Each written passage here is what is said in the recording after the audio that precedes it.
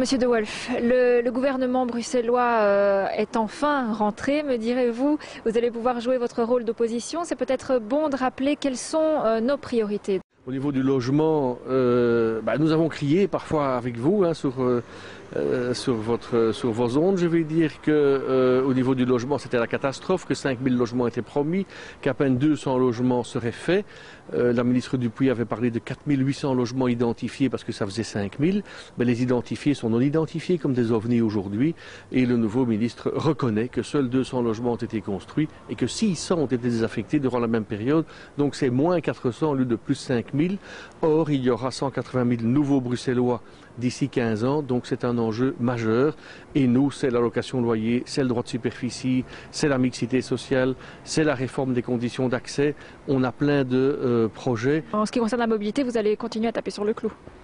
Oui, puisque Vilo, pour parler de Vilo, c'est vrai qu'il y a un certain succès, certains l'emploient, ça c'est bien.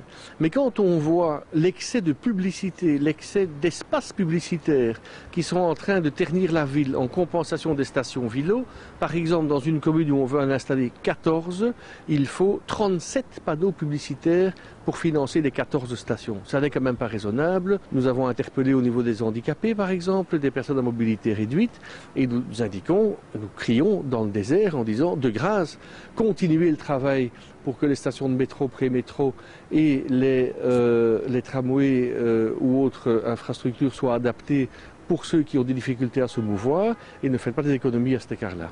Au niveau du budget, il faut être honnête, c'est vrai que nous serions au pouvoir, nous devrions aussi gérer des vaches maigres avec des diminutions de recettes, mais nous disons que c'est là qu'on voit la qualité d'un gouvernant, parce qu'alors il faut définir des priorités.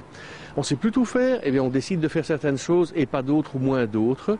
Comme ils n'ont pas d'accord entre eux, comme ils n'arrivent pas à faire un deal entre ce qui est essentiel et non, chacun campe sur ses propres compétences et articles budgétaires, et donc chacun diminue de 10%, ce qui n'est pas une politique. C'est une non-politique, c'est une non-décision, et c'est dramatique parce que ça veut dire que ce sont évidemment les budgets les plus importants, les travaux publics, la mobilité, qui vont payer le plus dans les 10% en moins, si j'ose dire.